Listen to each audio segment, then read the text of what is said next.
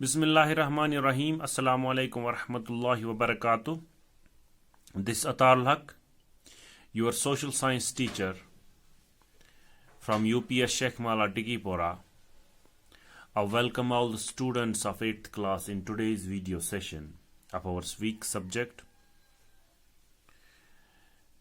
Dear students, during the previous video sessions, we discussed about the judiciary, rather Indian judiciary. From last 4 or 5 video sessions, we are discussing about the judiciary, the type of judiciary. In the last video session, we discussed about the structure of courts in India. On that day, I also made a pyramid. In the lower side, the broader side, lower court. That is because یہ جو نیچے میں نے lower court لکھا ہے یہ اس لیے لکھا ہے کہ ان کی جو یہ تعداد وہ زیادہ ہوتی ہے، پھر ہائی کورٹ کی کم. جیسے کہ میں نے بولا آپ کو کہ ہندوستان میں ہائی کورٹس ٹوٹل 25 ہے. جب ہماری ریاست یعنی جموں کشمیر جب ریاست تھی تو تب ہندوستان کے 29 اسٹیٹس تھے، اب 28 ہے. تو ہائی کورٹ صرف 25 ہے، اور سپریم کورٹ جو دہلی میں ہے وہ ایک ہی ہے ہمارے پاس، اور یہ سب سے اعلیٰ، اور اس کی جو نگرانی چیف جسٹس کرتے ہیں. چیف جسٹس جو ہوتے ہیں وہ سینئر موسٹ جج ہوتے ہیں سپریم کورٹ کے. ایک سائیڈ نوٹ میں نے اس دن پڑھایا تھا آپ کو کہ ہائی کورٹس کب آئے اس وجود میں. High courts were first established in the 3 presidential cities of Kolkata, Bombay and Madras in 1862. That was then, the India was then ruled by British. The High Court of Delhi came up in 1966. Currently, there are 25 high courts, while many states have their own high courts. Punjab and Haryana share a common high court at Chandigarh, and the 4 northeastern states, Assam, Nagaland, Mizoram, Arunachal Pradesh, have common high court at Guwahati. Andhra Pradesh has high court in Amravati, and Telangana in Hyderabad have separate high courts from 1st Jan 2019. Some high courts have 2 benches in other parts of the state for greater accessibility, like as Madhya Pradesh. کہ یہ side note تھا کہ جس کو میں نے آپ کو اچھے سے سمجھایا تھا. پھر سے میں کوشش کروں کہ یہ ہائی کورٹ جو پہلے یہ برٹشرز نے اپنی جو یہ بزنس کو بڑھانے کے لیے یا اپنے مفادات کے لیے پہلے انہوں نے مدراس میں، یعنی جس کو ہم کولکتہ آج بولتے ہیں، یا چنئی میں، یہاں پہلے یہ کولکتہ میں انہوں نے یہ ایک ہائی کورٹ بنایا. پھر جب ان کی یہ کالونی بمبے اور مدراس تک پہنچی تو پھر انہوں نے وہاں ان 2 جگہوں پر بھی اپنے یہ ہائی کورٹس 1862 میں بنائے. پھر جو دہلی کا ہائی کورٹ ہے وہ 1966 میں آیا ہے، اور 2019 میں جو تلنگانہ جو اسٹیٹ تھی یہ آندھرا پردیش سے جو تلنگانہ الگ ہوئی، یعنی ایک الگ ریاست بنی، تو 2019 1 جن انہوں نے الگ الگ سے اپنے ہائی کورٹ بنوائے. جیسے کہ آندھرا پردیش کا امراوتی میں بنا، اور حیدرآباد تلنگانہ کے لیے جو پہلا ہی موجود تھا ہائی کورٹ وہ تلنگانہ کے حصے میں آیا. تو ہمارے جو ہندوستان میں اس وقت 25 ہائی کورٹس ہے. کچھ سٹیٹس یعنی جیسے میں نے کہا کہ پنجاب اور ہریانہ کا ایک ہی کامن ہائی کورٹ ہے، وہ چندی گڑھ میں ہے، اور north eastern states 4 northern eastern states Assam, Nagaland, Mizoram اور اروناچل پردیش کو ایک ہی ہائی کورٹ شیئر کرتے ہیں ایٹ گوہاٹی. اب جو یہ اسکیچ ہم نے بنایا ہے کہ کیا یہ جو سپریم کورٹ یہ الگ ہے، یہ ہائی کورٹ الگ ہے، لوور کورٹ الگ ہے، کیا ان کے آپس میں کوئی کنیکشن ہے؟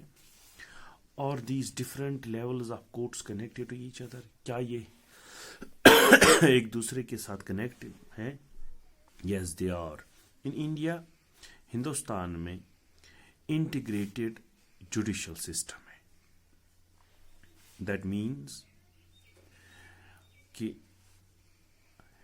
جو ڈسیجن ہائر کورٹ دیتا ہے وہ اس پہ جو اس کے سبارڈینیٹ کورٹس ہوتے ہیں، لوور کورٹس ہوتے ہیں، ان کو وہ ماننا ہوتا ہے.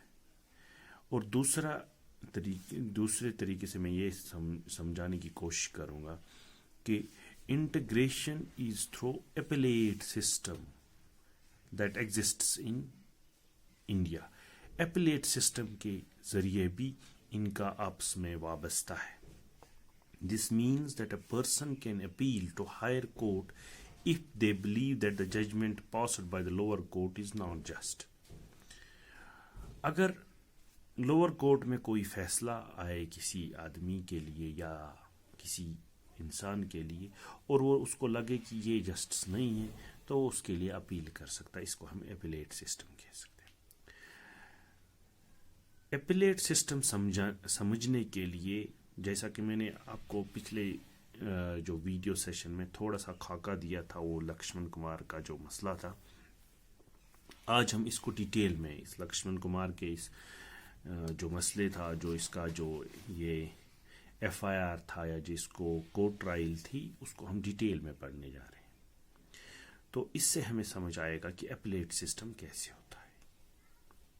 کیونکہ جو لکشمن کمار کا جو یہ کیس ہے، جو یہ لوور کورٹ سے شروع ہوا، پھر ہائی کورٹ میں ہوا، پھر سپریم کورٹ میں، اس لیے کہ ہمیں اس سے اندازہ ہوگا کہ کیسے یہ انٹیگریٹڈ سسٹم ہے ہندوستان کی جوڈیشری.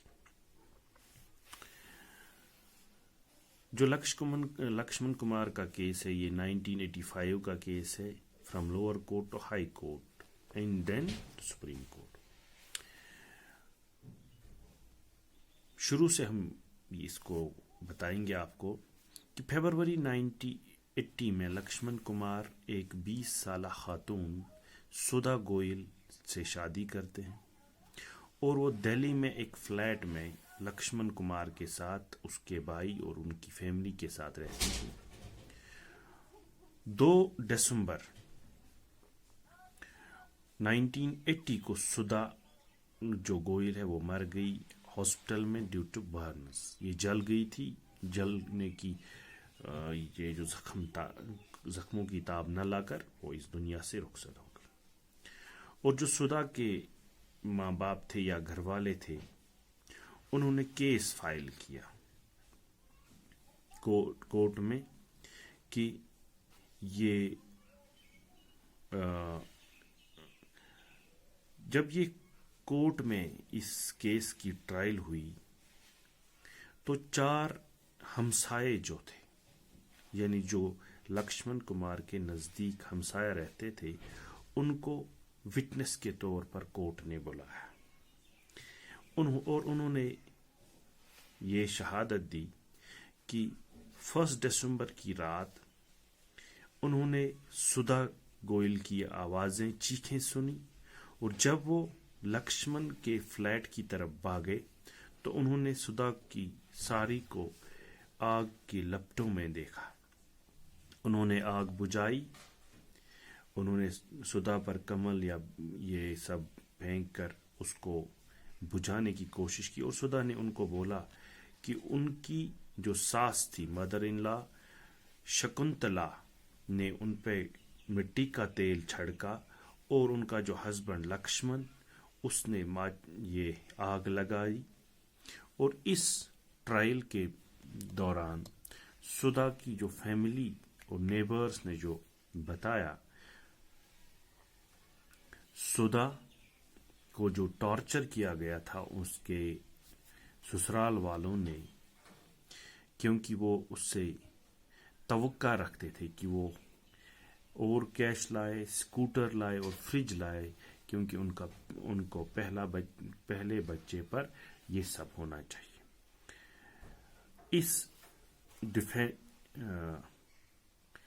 اس کو ڈیفینڈ کرنے کے لیے لکشمن کمار اور اس کی ماں نے بولا کہ یہ ساری کو اچانک آگ لگا، سدھا اس وقت دودھ کو ابال رہی تھی تو وہیں پہ ساڑی کو آگ لگی تو ایسے ہی جل گئی۔ یہ ان کا اپنا یہ ویکتتو تھا۔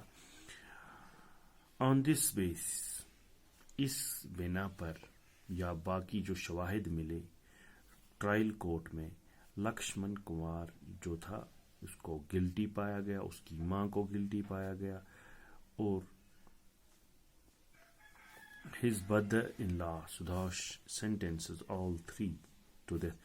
اور جو اس کے جو لکشمن کا بھائی بھی تھا سبھاش چندرا، اس کو ان تینوں کو سزائے موت سنائی گئی۔ لیکن نومبر 1983 میں تینوں جو یہ قصوروار تھے انہوں نے ہائی کورٹ میں اپیل کری اس بارے میں، ٹرائل کورٹ کے بارے میں۔ ہائی کورٹ جب انہوں نے یہ آرگومنٹس لائرز سے سنا تو سدھا اینڈ ڈیسائیڈڈ، انہوں نے پھر ہائی کورٹ نے ڈیسائیڈ کیا کہ یہ ایکسیڈنٹل فائر تھی کیروسین سٹوو کی وجہ سے۔ لکشمن کمار، شکنتلا اور سبھاش چندرا کو ایکویٹڈ کیا، یعنی ان کو بری کیا۔ آپ کو یاد ہوگا کہ جب 7th میں ہم پڑھ رہے تھے دا وومنز مومنٹ ان انڈیا، اس دوران یہ وہی عرصہ تھا جب یہ مومنٹ بہت زور و شور سے چل رہی تھی، یعنی ڈاوری ڈیتھس کے بارے میں۔ یہ Indian federation of women lawyers نے ایک آواز اٹھائی تھی، انہوں نے یہ PIL یعنی پبلک لیٹیگیشن دائر کری 1985 میں سپریم کورٹ میں۔ سپریم کورٹ نے جب یہ کیس سنا against acquittal Lakshman and 2 members as family, supreme court میں جب آرگومنٹس لائرز نے کری تو ڈیسیجن اس نتیجے پہ پہنچا کہ ہائی کورٹ نے لکشمن کمار اور اس کی ماں کو گناہ گار پایا، اور جو سبھاش چندرا تھا اس کے بارے میں ان کو زیادہ کچھ یہ شواہد نہیں ملے۔ اس بنیاد پہ صرف سبھاش چندرا کو انہوں نے فری کیا، اور یہ لکشمن اور جو شکنتلا تھا ان دونوں کو یہ عمر قید کی سزا سنائی۔ تو غرض یہ کہ جو میں نے آج آپ کو یہ جو داستان سنائی لکشمن کمار کی، اس کا مطلب یہ نہیں کہ مجھے آپ کو یہ کورٹ کی ورڈکٹ سنانی تھی، نا، مجھے یہ بولنا تھا کہ کیسے انٹیگریٹڈ ہے، کیسے کنیکٹڈ ہے۔ یعنی اگر لوور کورٹ میں آپ کو جسٹس آپ کے حق میں نہیں آئے تو آپ ہائی کورٹ میں اپیل کر سکتے، اگر وہاں پر بھی آپ کو نہیں لگ سکتا ہے تو پھر آپ سپریم کورٹ میں بھی اپیل کر سکتے ہو۔ ہاں، اگر سپریم کورٹ میں اگر آپ کے لیے کوئی ٹف ڈیسیجن آئے تو اس سے اوپر کوئی عدالت نہیں ہے، لیکن آپ رحم کی اپیل کر سکتے ہو پریزیڈنٹ سے۔